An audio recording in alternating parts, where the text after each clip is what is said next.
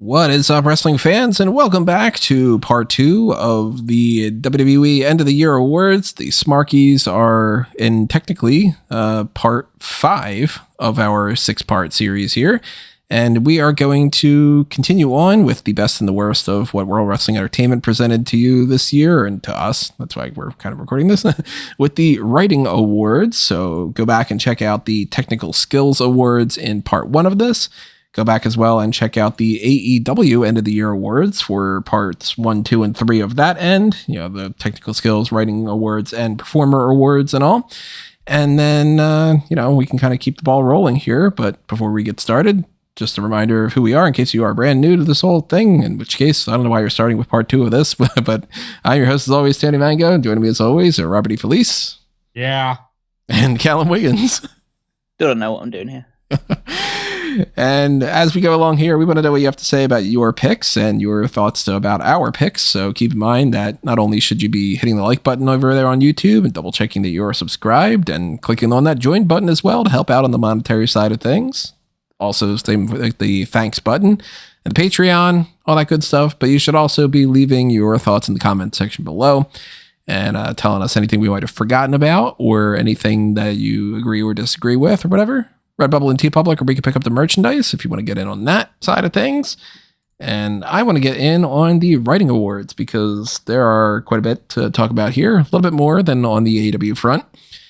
We're going to start off with a pretty simple one, though. Best and the worst catchphrases or slogans of the year. Now, in the past, we've had things ranging from WrestleMania being stupendous to,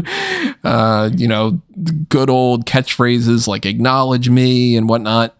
And some of the worst things that are out there. The best things for this year are, I have down my 2 options for worst that just kind of stuck in my craw a little bit. I eventually got really tired of thank you, Trish, but I'm not going to go with that one because instead I think the one that has the least believability behind it and gets spoken even more often, and I just don't think it's like catchy or anything, is the Judgment Day run Monday Night Raw. You know what? That's super annoying. I might have to agree with you. We need to remind everyone the Judgment Day, we run Monday Night Raw every motherfucking week at 8 o'clock without failure this year. What is that? And they did that for months before they really actually accomplished anything. Yep. Like now they've got titles and everything, and it's like, all right, that makes sense, despite the fact that you don't have the world championship. But it's like, you got Mr. Money in the Bank, or Senor Money in the Bank, I should say. And you've got the tag titles, and Nam had the North American title, and she's Rhea's out there with the women's world title. Like that makes sense that you run Monday Night Raw. Beforehand, you were just a couple of people. I might have to agree with you, but there's also, because I heard it last night, can I get a whoop whoop? I was like, oh, we're not bringing that back in 2024, are we? And we still don't know whether it's whoop there it is or whoop there it is, but that's besides the point. But yeah, fucking Judgment Day is obnoxious. So probably that. I only had one written down for this, but I think it's just gotten to the point of, I'd say lose all meaning, but it's just, why are we still saying this at this point? And this is the phrase, finish the story. You know, I did think about that because everybody is jumping in on it. Because everyone, that's now the thing now, is like every single person, oh, we're going to potentially go forward to win a title, or it's being built up towards that. It's like, go over there and finish the story. Yeah, I want to finish my story instead of yours, and yeah. Yeah, it's just, yeah, it's gotten overplayed now, and it should be done because it should have just been a thing leading up to WrestleMania, but now he has to continue it because he still hasn't finished the story. Well, he can say it, but I think everybody else thinks it sucks. And if you listen to Triple H, like the story never ends, so you never finish the story. This is a story that never ends. Start singing this song. My friend. Yeah, I don't have anything else written down for that. I have a couple for best though. Still have some pretty good ones. I have 2. So I've got some on the lower end, like I Am Him from Carmelo Hayes. I still like when Ludwig Kaiser says the ring general. The little fun twist that he's got on that's good. It's a bit obnoxious now, but for a while, the people singing Seth Rollins' theme was kind of fun. I do still like So Blank, What Do You Want to Talk About from Cody. I still like the Shoosh and Thank You from Chad Gable. Whoop That Trick is fun. Yeet is very high up there for me because that whole media scrum is so crazy that like in 2024, Yeet is going to be like a huge thing in wrestling. Yeah. I just like that. I don't know if you would count it as a catchphrase, but in that same territory when Jay and Cody had that whole press conference, and that was one of the best. So like, yeah, that's so good. But man, I gotta think we were in a 3 for here. The best catchphrase this year is yeah. Yeah. Yeah. I mean, with everybody saying that. I heard that so much when I was in the crowd for all Oh this. yeah. It was just going all over the place. But yeah, it's just simple and it gets to the point. So before it even reached its fever pitch, I went to that Madison Square Garden house show on the road to WrestleMania, and walking out of Madison Square Garden, I heard nothing but everybody going, yeah, yeah. And it was like, we walked the way home instead of taking the subway, but we're walking like 5 blocks away and we're still hearing every once in a while somebody go, yeah, like really in the distance. And it only got bigger and bigger. And it's simple. It's the fucking yes movement again. It's definitely, yeah. But my runner-up comes from the great wordsmith Booker T. No bread, no water, just meat. That's got to be on the list too, yeah. I love Booker T, the Booker T-isms. I guess we could say, like... A phrase that doesn't get a lot of love, but should do. It's official. Yeah, it's pretty Adam good. Pearce is great. Yeah, just Adam Pearce, yeah. It's a good guy. We need Nick Aldis to think of his own "it's official" type thing. It's a fish. Just it's a fish, and they just like instead of the shucky ducky quack quack with the little and then Bobby comes out and says, "Where's the lie?" Yeah. Best and worst gimmick of the year. This is more character based, although it can incorporate some catchphrase type stuff to go along with it too. Man, I've got a lot more written down on worst than I do on best. I can say that. Here are some of my worst options. Stop me if it's your pick. Uncle Howdy. Schism. Nathan Fraser's hard-hitting home truths. Leave him alone. Like, no, that's awful. I don't understand what the gimmick is here. Eddie Thorpe, whatever he's doing. He's like, I'm DJ Tatanka? Like, is that what the thing is? Because why? The Tyler Bates stuff from like him like doing the holistic healing things and all. I don't really know what they were going for there.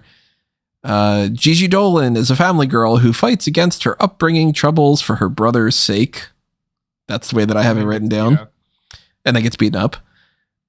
Whatever Quincy Elliott had going on for this year. Raquel has a back. I have written down. Raquel has back. Yeah, that's pretty high out there. But we still had scripts this year, so I'm going to go scripts. Good choice. Raquel has back is great because that's so bad. I mentioned it in the last segment. Nia Jax is actively terrible, and we're going to bring that up every chance we get and talk about how we fired her. I don't like that.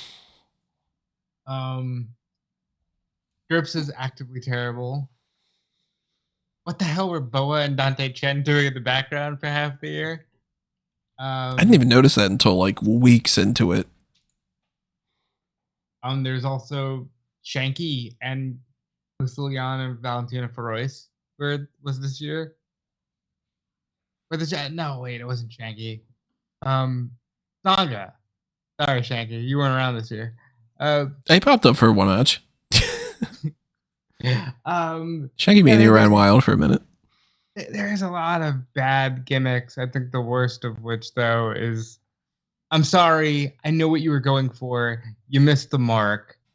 Roxanne Perez has anxiety and can't defend the title, but then lovingly watches Indy Hartwell as Indy Hartwell takes the title that she never lost.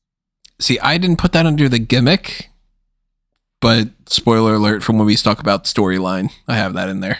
Like that was so frustrating to me. Another one from NXT around the same time, Johnny Gargano gets beat up in front of his wife and daughter and doesn't do anything. Like, oh, that was this year?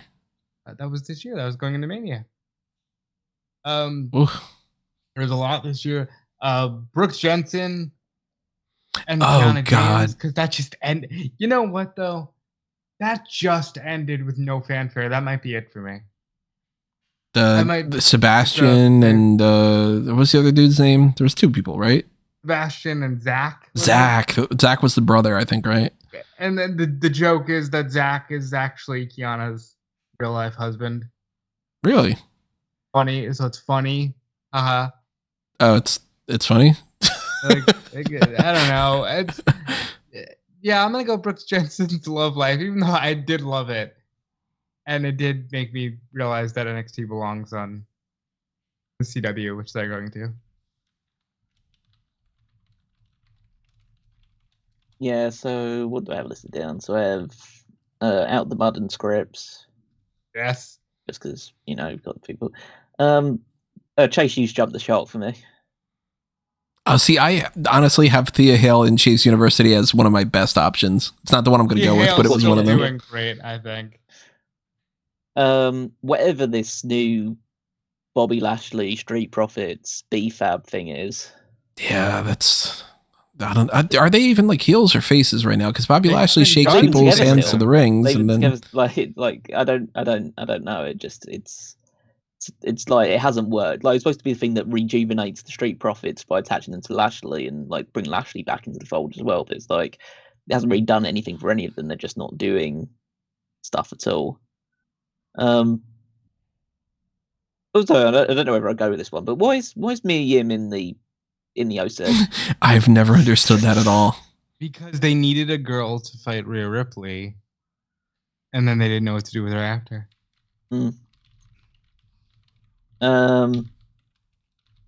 Actually, just a name that Rob's just put into the chat, but there's just reminded me now of like I have it on story. Yeah, maybe it is more of a story, but just like Dana Brooke is a mentor of anybody is quite fun. It's quite a funny gimmick, to be honest.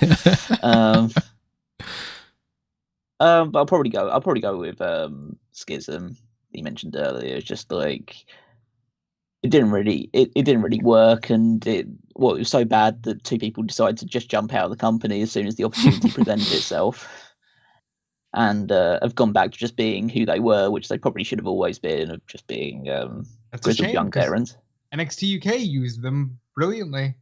Of course they did, but yeah, and I just don't think that the Joe Gacy stuff hasn't really worked out, and they didn't add anybody to their cult really to make it feel like a cult. It's the same thing that plagued the Wyatt family for so long as well, in terms of like keeping them locked down in a certain level.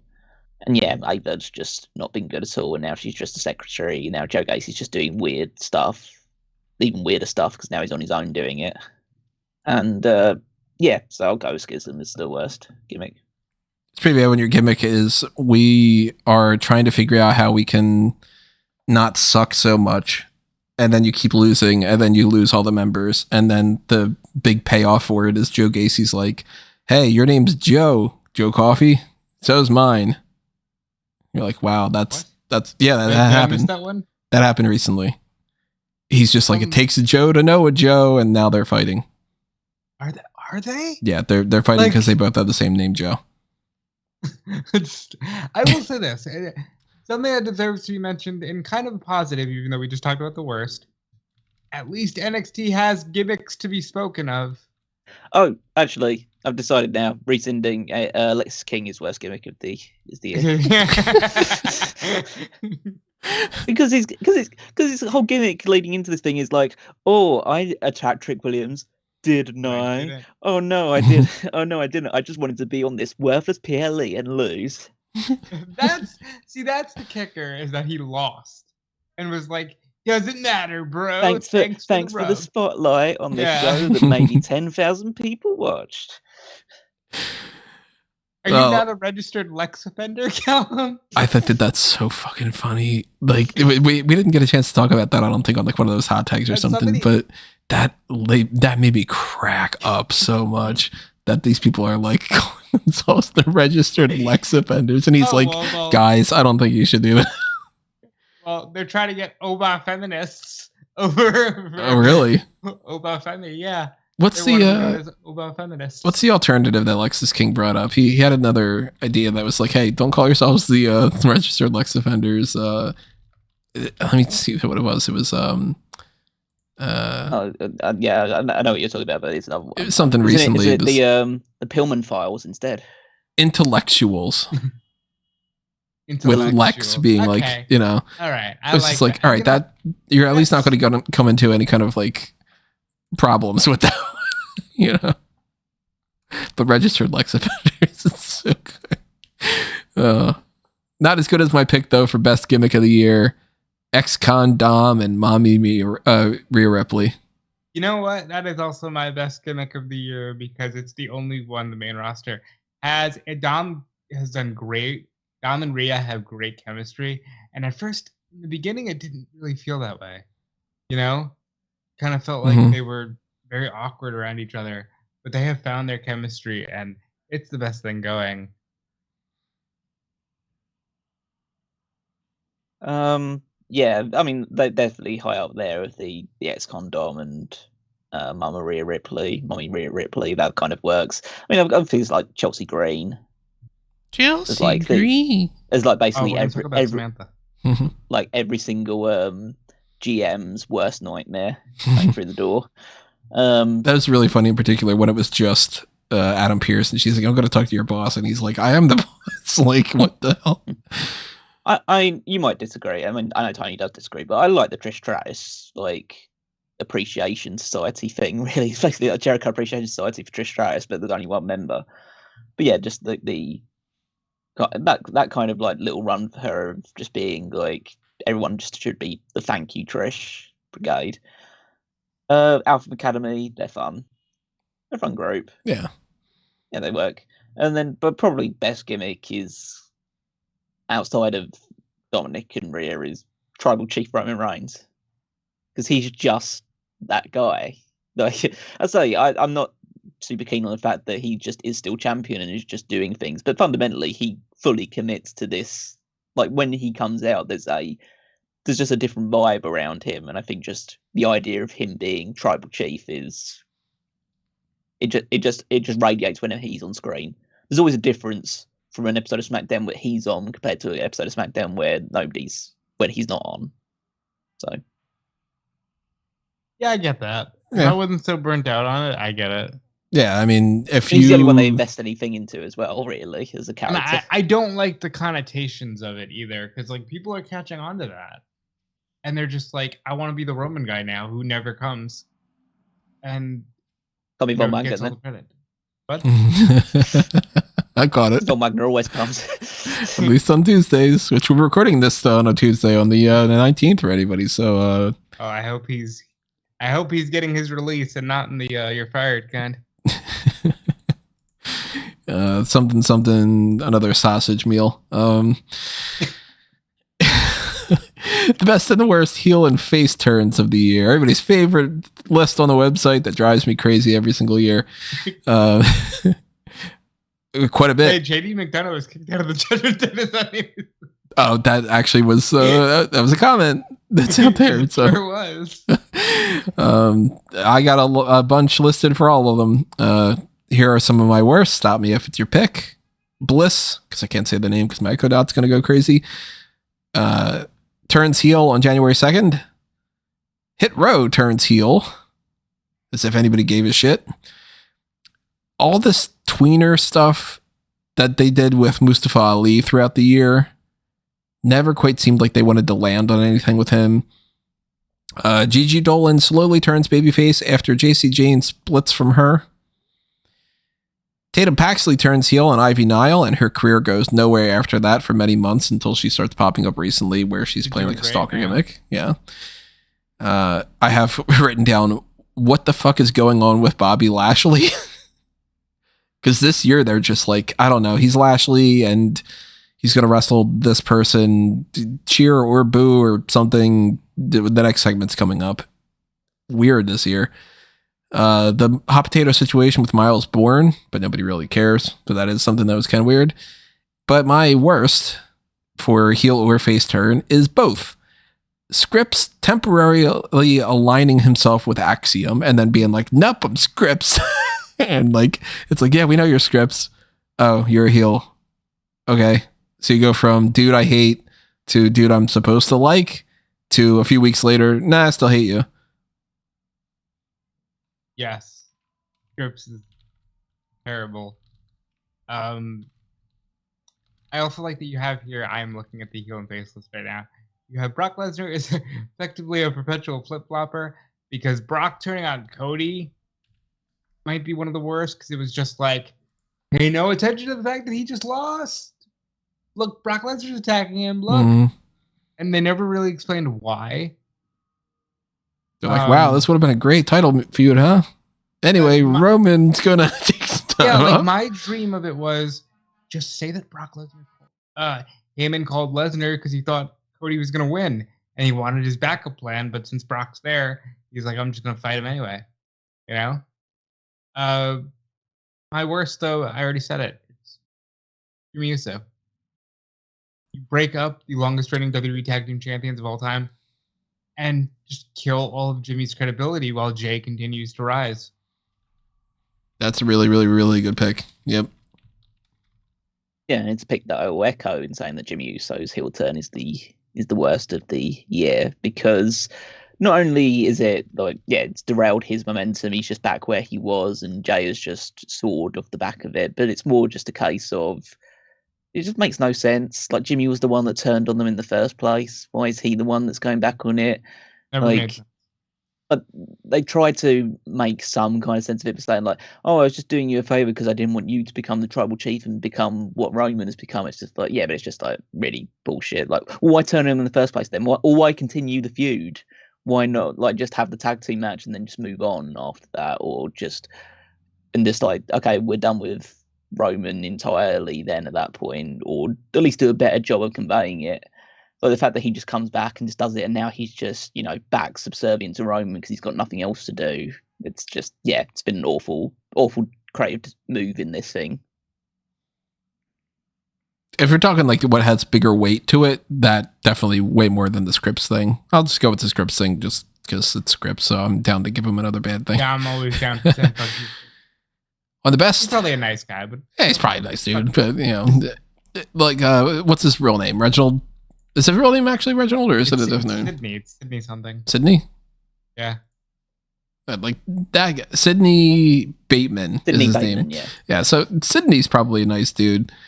Reggie / Reginald / Scripps. Yeah. Awful. Thomas. Yeah, Thomas. Yeah, all that. The best ones, though, we got some good ones going on here. Santos Escobar turning heel on Rey Mysterio was something that was pretty much long awaited. Drew McIntyre's whole heel turn that he's been doing is like very justified in a way that you shouldn't even make him a heel because he makes perfect sense with everything that he's saying. But to me, it's down to these two, and I don't know, I might end up going a tie on this one because they're both kind of the same. Sami Zayn and Jey Uso both turning on Roman Reigns. Yeah, no, one of those was significantly better. Sami Zayn hits Roman Reigns the back of the steel chair and sets up what should have been the end of the bloodline. Jey Uso's great, and the Jimmy Uso turn was fantastic, but because of everything I just mentioned, I can't go with that. I'm going to go with Sami turns on Roman at the Rumble and begins to rekindle his friendship with Kevin. Yeah, again, just echoing that one, it's just Sami Zayn turning babyface, attacking Roman was just like the biggest reaction that I saw from a crowd this entire year for a particular just moment or spots. It was just, yeah, everyone was super excited with that happening. And yeah, I think that was the most impactful just moment, maybe even in the entire year for WWE. Most positive, impactful moment, maybe. Which we'll get into that for potential best Smark Out Moment of the year. Title reign, another self-explanatory type of thing. Can we just skip to the best and just do the fact that we're all going to go Gunther Intercontinental title reign, right? For best. Gunther's the best. Would I be out of line if I just said we all think Roman's the worst? Oh, I don't have Roman down as the worst. I have some other ones. Okay, well. Yeah, I have other people written down for worst. See, I have Roman down in my brain as like most disappointing that it continued.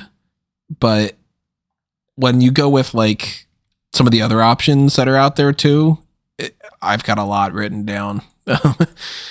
Admittedly, I can understand it because in fact he's only defended the title twice since WrestleMania. Yeah. So since I already said it, I'll just finish out here and say I'm going with Roman for worst, partially because of my job here, and I think that's where we differ. I have to actively, attentively look at Raw, SmackDown, and all the pay-per-views. When the guy that, as Callum rightfully said, there's a different aura. Everybody knows this matters. When that guy pretty much hasn't defended his title since Mania, outside of an on-TV defense against LA Knight and the one at SummerSlam, and a couple more at house shows against Rey Mysterio. Now, Roman Reigns was the worst and the most frustrating. Yeah, if you go with like that perception, I can't disagree with it. And like Roman should get a major thumbs down on like he should have dropped the belt at WrestleMania. We're going to talk about that on a lot of other worst type things. Like you can argue, and one of you probably will, Rhea Ripley. Fuck, at least she's on television, right? Oh no, I definitely wouldn't say Rhea Ripley. I'd lean Rhea Ripley way more into best than worst. But I got a lot that were just like bad title reigns this year that are worth talking about, like Austin Theory's United States title reign. That's out there, yeah. Indy Hartwell winning the NXT Women's Championship, immediately getting injured. Off my list. Yeah. Gallus for the NXT tag titles. Oh my god, exactly. Those three ones right next to each other. Charlotte Flair SmackDown Women's Championship. I stopped at that point, yeah. I've got everyone in the NXT Women's Tag Team Championship list.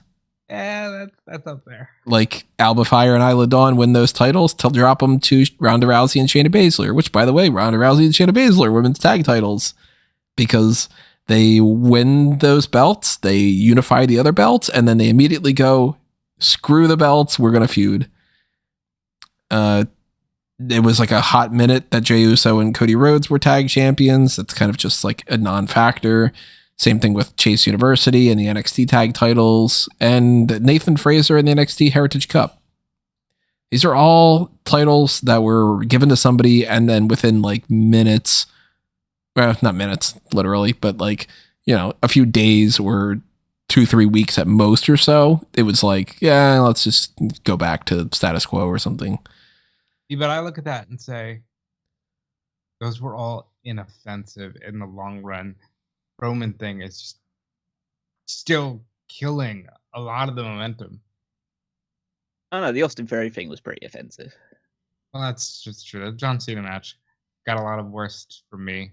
Well, he was on like so many shows. It's just like no one cared that he was United States champion. Like it's especially even worse, and this might tie into the fact that obviously he was on SmackDown for most of the year, and Roman is your main champion on SmackDown, and he wasn't there. So Austin Theory is your main champion on that show, and then it just doesn't feel like, basically it just felt like SmackDown didn't have a champion for a long time this year. So yeah, I'd say that Austin Theory one is the worst for me. As much as I disapproved of Indy Hartwell's NXT Women's title win, because not only did the title reign not work out well at all because she got injured pretty soon afterwards, I also think she just didn't deserve to be NXT Women's Champion. And they didn't, when she came back, capitalize on it and give her any kind of a push. Like she's just a every once in a while jobber on Monday Night Raw. Yeah, she's a tag team with Candice LeRae, and they both do nothing, pretty much so. This is unrelated to it, but you just brought Candice LeRae, so it reminded me of this. Shout out to Candice. She made a sweater apparently of like gingerbread cookie versions of the women's roster, and it's like it's such mom energy. And Johnny Gargano just posted a video of their son like doing the Jey Uso entrance and actually wanting a Yeet shirt. Like they're awesome. I wish they did more. But we all go with Gunther for the best because it's just. I mean, he beat the record and he's continuing and he's having great matches. Like credibility of the Intercontinental Championship. Yeah. So how do you go against it? There. That's essentially the enough said type of award. Like if anybody questions why we picked that, you haven't been watching. So I will say, just obviously it's Gunther, the Intercontinental Champion, but I don't think we should overlook Kevin Owens and Sami Zayn as tag team champions either, because I know it kind of tailed off towards the end because they just didn't have enough opponents to go after it, but them winning it and then they had that big match with Roman and Solo at Night of Champions as well. I think they did the best they could considering the fact that there was just no depth in the tag division. And also, like, realistically, again, it was a bit short, but Becky Lynch as NXT Women's Champion was effective. She did a lot. That was fun for a short, yeah. She kind of like quick in and out, but packed a lot in there. So this award that's coming up next is one that I tracked less this year than any other year, and that's not my fault. It's WWE's fault because WWE doesn't make it possible for me to track this anymore, which is the best and the worst TV show or digital program. Now, the reason why I say that is because we've got the in-ring shows, Main Event, NXT, NXT Level Up, Raw, SmackDown. All the other shows are like, is it there or is it not? If you go on the YouTube channel, you can't really figure out what's been put out there because they put so much content that's just clips of Monday Night Raw and stuff that I can't tell you if they did like a playback episode this year or pop question or whatever. The playlists are so big that you can't figure that out. And things like After the Bell, I don't listen to. Things like the WWE Network shows that they kind of just stopped airing. I don't do anymore. Like, I don't know if they've done a WWE 24 special this year or, almost anything on that front. So it's really... Everything is... Like they just don't care anymore. Yeah. So it's like, I don't watch This Is Awesome. I know that that's still around, but things like Table for Three and Superstar Toys and all these other things in the past, like they just, maybe they exist, maybe they don't. I don't really know. So everything that's possible on that front, if you liked it or disliked it, put it out there. I'm going to say the worst thing, if you're going with like an actual show, it would be either Main Event or Level Up. I think Main Event's more of a problem because Level Up, at least it's like you're just giving these rookies a chance to get some matches in, whereas Main Event is like nobody cares whatsoever. We're in another year where that's not listed on the show's page. It's baffling to me. I'm curious what this WWE Speed thing is going to be. We're going to talk about that on the hot tags. But I do have to go worst is the studio shows. All the things like Afterburn and I love that every year you're just like the worst Waluha. Yeah, like Waluha, if that's still around, the Bottom Line, like any of that stuff that they produce where they just get Scott Stanford to stand in front of a green screen and he goes, well, let me tell you what happened on Monday Night Raw. Isn't this great? And then they just put that out for like the Argentinian market or like whatever, the WWE Now stuff in Mexico or China or, like any of the stuff that they produce as just like extra outside of the US. We do not care, but you want us to do something. So we're going to get a little bit of a paycheck for it. Things that's all terrible. And it's always going to be, but I'll just kind of, keep it all on my end on this front for this one. My best isn't going to go to even like Raw or SmackDown or anything. My best is going to go to something that we did a dedicated thing for. Super fan, The Story of Vladimir. That documentary was great. Shockingly more emotional than you would think. I think I would say that first like specials I've seen was my favorite because they did a Cody one, which was nice, but that was a very special documentary, and I'm glad it was released. And again, I will tell you, if you're gonna watch it, they talk about some serious stuff there, so there's your warning. I'll agree with you on that, and my worst is Raw. I'm not gonna be cheeky and say main event or NXT level up. I'm gonna stick to what I know here, and I know that 3 hours is too long. It's too long. Please cut the show down.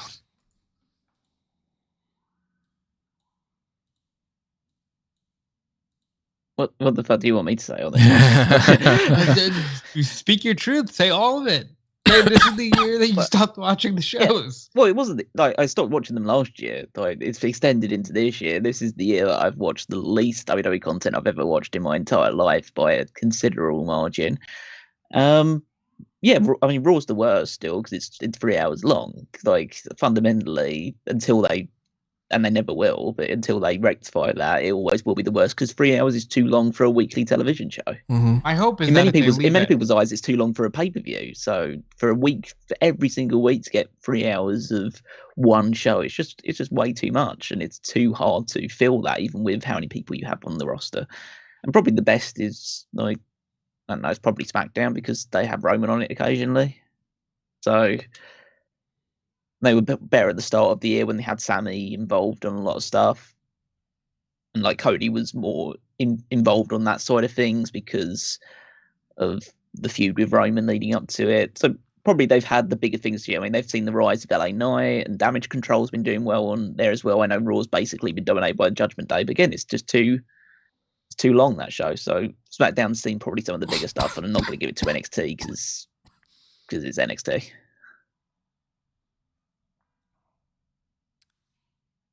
All right, let's switch over to a different type of programming. The best and the worst pay-per-view or special event or premium live event. An extra episode of like a NXT Gold Rush or Heat Wave or whatever that they might have had on that, or the Raw is 30 special. And, this year we're going to be getting like Day 1 is what they're branding the January 1st episode of Monday Night Raw and such. That all counts. Best and the worst.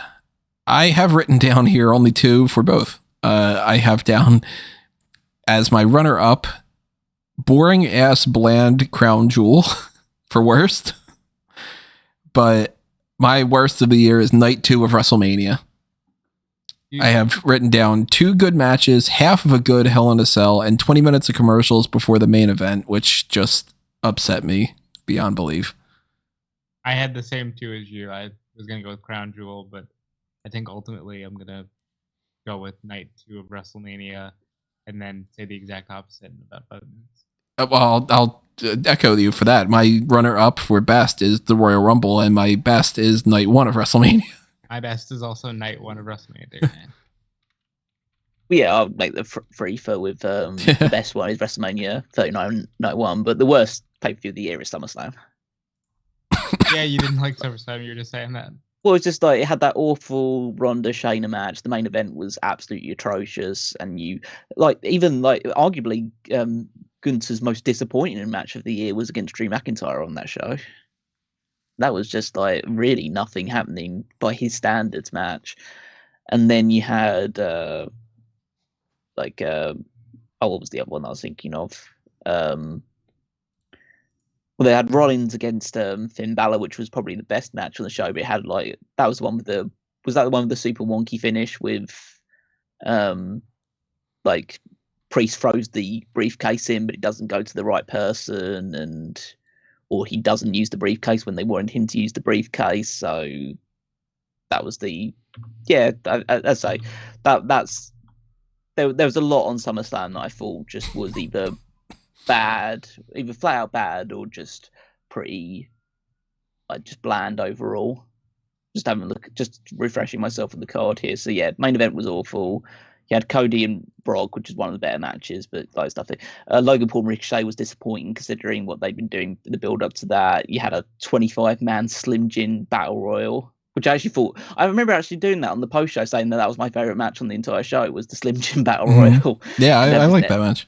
because it had just LA Knight win. It's like, oh yeah, you had LA Knight win. That's great. And then Gunther McIntyre was pretty bland. Same with Rollins and Balor.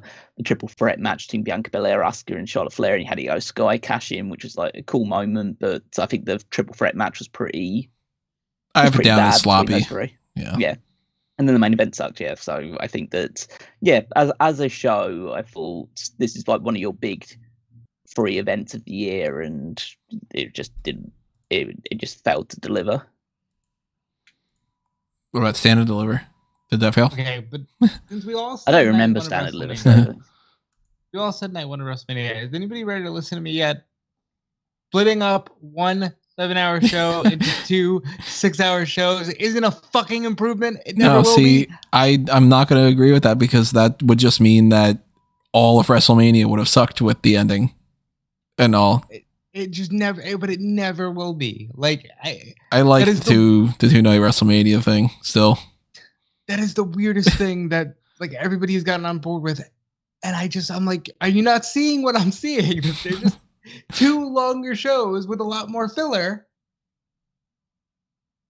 Go on. We do the 2-night WrestleMania thing for our mock drafts for a reason, I think. Look, I get the benefit, but I'll just say yeah. Like yeah. You just needed to get on the soapbox again for a minute about it. Yeah. Well, we don't have a best and the worst for this category because it is the most shocking moment of the year, and there really isn't a best or worst you can do with that. I've got 4 written down. My number 4, like bottom rank of this, is Jade Cargill signing with WWE. Still was surprising to me that it just happened, you know? My number 3 is Punk returning at Survivor Series. Still, I was just like, I mean, maybe it won't, because it is kind of weird to look at like the whole like CM Punk firing from AEW, and it's like that just makes the company look bad, and then Punk comes to WWE, and then it's everybody's like celebrating it, and that's all weird. But to me, the most shocking moments, and these are the 2 that I have at the top, and they're like a tie in the sense that one is real life and one is booking. So I don't know if you want to go like most shocking moment, oh my God, they created this most shocking moment, or most shocking moment, this happened. Because the most shocking moment of the year across the board is Bray Wyatt's passing. That was just like, what? And like, what do you mean he's dead? Like, what? You know? But if you count that or you don't, depending on if you want to go with like, this is the writing awards, they didn't write that, obviously, that's just real life. Then it's got to go Cody Rhodes loses at WrestleMania. Because then it's just like, you fuckers. I think, again, Bray's passing was terrible and a shock. Obviously, Dale WWE was shocking in some ways.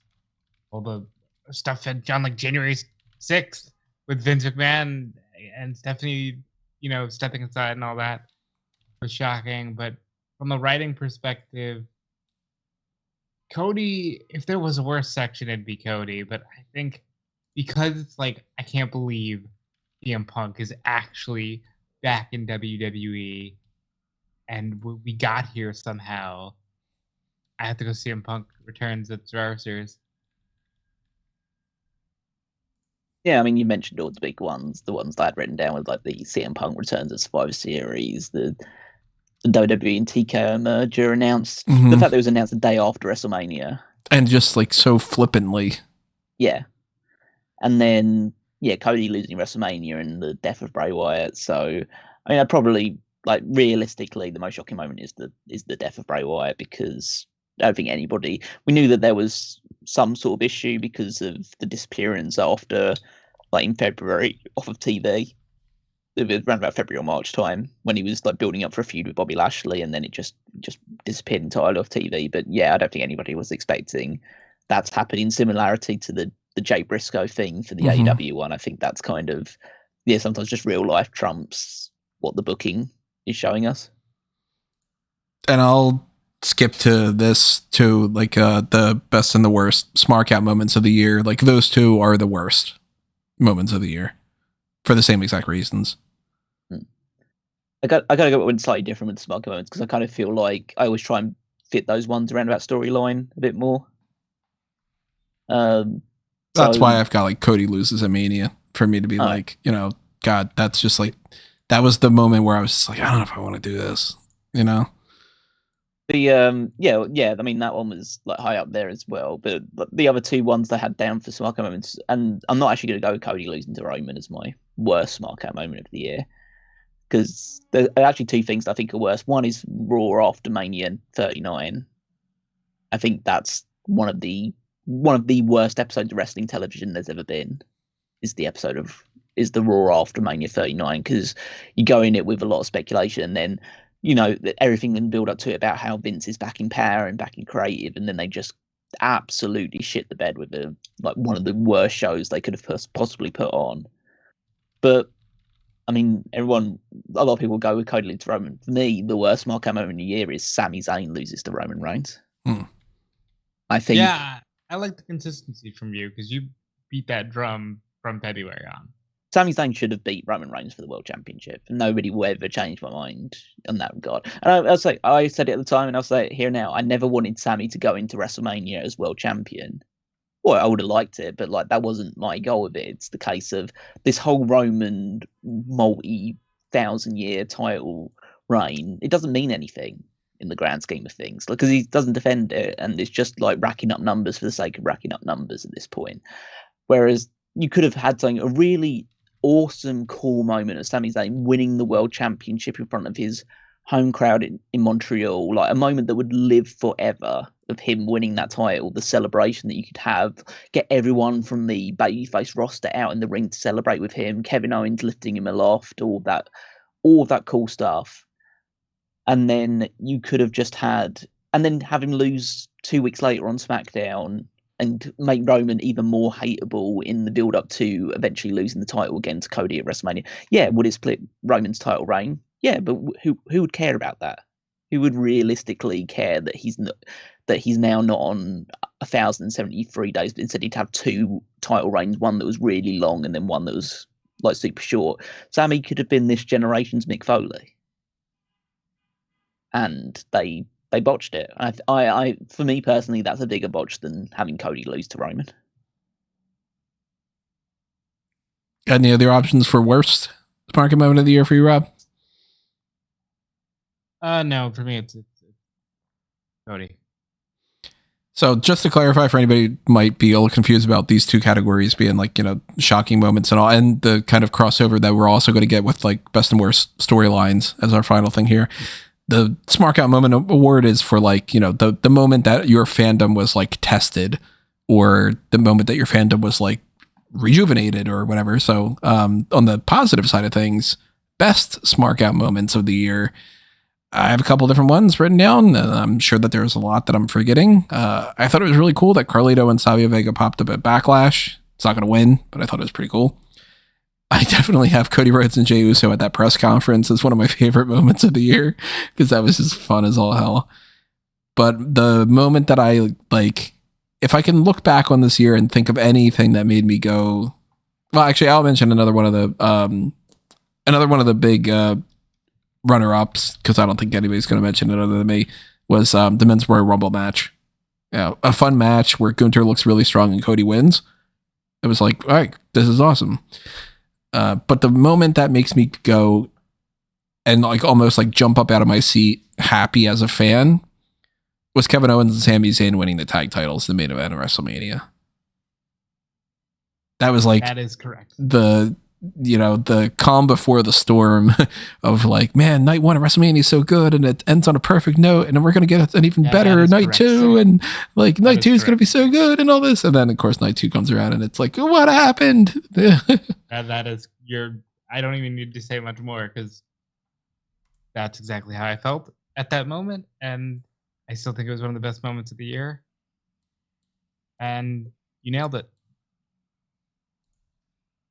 Yeah, like the best Smark Out moment was just the ending to WrestleMania 39 night one of like Sami and Kevin standing tall as the new tag team champions, having main evented WrestleMania. The other choice is obviously Sammy turning on Roman Reigns in the first place, and just that whole storyline building up to it. That was probably the moment where I was like most interested in WWE for the whole year, and they did not maintain it. If they would have just put Cody over, like, they would have so many things would have been different. Cody over. Although, who knows? Maybe, I highly doubt it, but maybe we're going to look back on this at WrestleMania 40 and be like, nope. All right, whatever. Nope. I think there's like a 3% chance of that happening, but you never know. No, I know, because there's already people saying that's too close to Hogan's record. Oh God, if we get Roman retains again at Mania this year, look, I don't even know if we're gonna have a post show. I know we're veering. You guys, we watched the ending of WrestleMania together. I don't remember if we had said that at the time. You guys were there. I was like, I don't want to do this show. Like, right? Yeah. I don't want to do it. Like, I think at the very least, if they have Roman penciled in to win again, don't put him up against Cody. Put him up against Punk. Let him beat Punk. Don't put him up against Cody. Well, let's round out the writing awards with the best and the worst storylines of the year. And this incorporates a lot of all the things we've just talked about. It's, some of how the matches went down, some of the gimmicks and the Smark Out moments and everything that like goes along with that. So some of the things I have down on worst, I have that Brooks Jensen and Kiana James relationship. I've got the Dana Brooke is a bad coach to Kalani Jordan and is frustrated she keeps failing at her career, then gets fired. I've got Tony D getting set up by Gallus. I don't know what they were going for there, and I don't know why they dragged that out as long as they did. Maybe Tony D was injured or something. I still think somebody was hurt, yes. But that was just really, really stupid. And my runner-up is, I just wrote down Von Wagner's cranium. Oh, come on. Because this whole story about him being like, I don't want to talk to you about my head. And then like a couple weeks worth of, Von, talk to me about your head. And then eventually he's like, yeah, here's my backstory about whatever. And then it's like, now we're friends and all. Let's go eat some pasta. Like the whole thing was just kind of weird to me. And it was really weird to me that they did a whole thing with Braun Breaker slamming the steps on Von Wagner's head. And then it's like, it doesn't even have anything to do with the fact that we just did all the head stuff. It just happens to be another head related thing with him. What do you mean? That was the whole point. But like, they didn't have like, oh, you straighten out that problem after I did a surgery or something. You know what I mean? Like, it was just sort of like, talk about my head for however many weeks. And then like, ow, my head. But my worst storyline of the year is Roxanne Perez has doubt and loses her title from anxiety or whatever. That's how I have it written out. That was such a stupid way of doing that. Just have her lose the match. People could just lose sometimes. Yeah. Or like have like a heel like do something to her in the match, or you know what I mean? Like instead she's all like, I'm anxious. I do get what they were going for, but it was just such a miss, you know?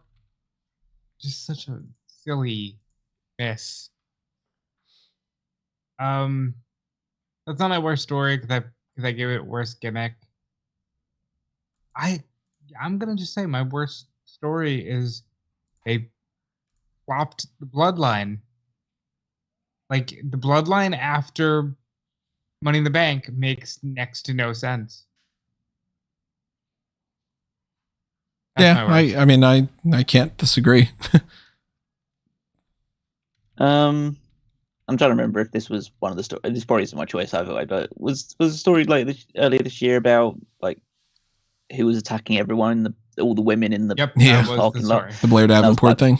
Yeah, and they're just like, oh, okay, and then just like now she's just like there on the roster and just like doing stuff. Is like there wasn't really any real repercussions for her. I know that Nikita Lyons going after her now, but Schism's dissolution. Oh yeah, well that was actually one of the ones that I've got up here is Schism versus Diamond Mine. And the whole it's the whole they lost and they leave NXT, but then they're back in NXT, and then they leave NXT a couple of weeks after they reclaim their spot back in NXT. So it's that was all kind of they didn't know whether they were coming or going. Presumably there were plans to bring up to the main roster, but they had to delay them, so they brought them back to NXT for a little while longer to finish that off. The whole Fallon Henley's bar losing money, this whole Chase University money issue, the as debt well thing that they're doing now. the debt thing. I think that if the story plays out that it's Duke Hudson lost the money because he had the gambling thing, and we bring that full circle, I'll allow it. The whole Scripps and Axiom that you mentioned of them teaming, and then there was a match that I'd forgotten about for worst match of the year, but those two versus Dabba-Kato. Oh yeah, point this year had an awful handicap match where the baby faces were the ones that had the handicap on the other guy, and they just ruined. Well, obviously Dabba-Kato's not there anymore, but they just ruined any momentum that he potentially had. I will say this: Dabba-Kato has not been brought up yet on this podcast, but he is in my performer awards in a couple categories under worsts. Yeah. And then we had Gallus and the family that you brought up earlier about the whole why was Tony D in jail for as long as he was, and why was it strung out over the course of 3 months of him just being in jail, and they're just moving on and dealing with this. So it just basically every worst storyline outside of Rob says about the bloodline thing just jumping the shark, it was in NXT this year, because they just throw any shit against the wall and sees what sticks. And even if it doesn't stick, they just keep doing it over and over again. So I'll probably go with the Schism Diamond Mine thing, just because it's the whole surely loser leaves NXT means they leave NXT. There's the whole John Cena and the Nexus thing again. Mm-hmm. Yeah. All right, so best final one that we're getting down here. I had 2 written down. Everything from Sami Zayn and the Bloodline, leading up to the issues with the Bloodline story, where then things kind of went to crap, and the repeat again, Ex-Con Dom and Rhea Ripley. That really a storyline? Yeah, I don't know. Because the storyline for me for that would be Rey Mysterio versus Dominic Mysterio. Yeah, I mean that incorporation into that feud in the Mania and all. Because really Dom, I mean, it's Dom didn't have anything else to do, but at that point he just becomes guy. I'd say one of the most hated guys in the roster, and I mean that in a positive way, one of the top heels. But yeah, he just he wins the title and North American title, defends that a few times, and then he's doing stuff on the main roster, but mainly being a fall guy for Judgment Day. But really, the only real feud that he's had this year has been with Ray. There's a few other options here. I think that even though it's a bit corny, they have been trying to do something with Von Wagner versus Bron Breakker, or at least in the past they were, when he had Bron destroy him with the steel steps, and Von Wagner having to go into therapy or stuff to get him to open up to Mr. Stone. So I mean, it isn't good, but it's at least you're getting a bit of depth into the character, because realistically we don't know anything about Von Wagner for the last 2 years, and then they started actually doing stuff with him. Cody and Brock, again, not super memorable, but they had a lot of decent matches, and I'd probably say a similar thing for Carmelo versus Ilya Dragunov.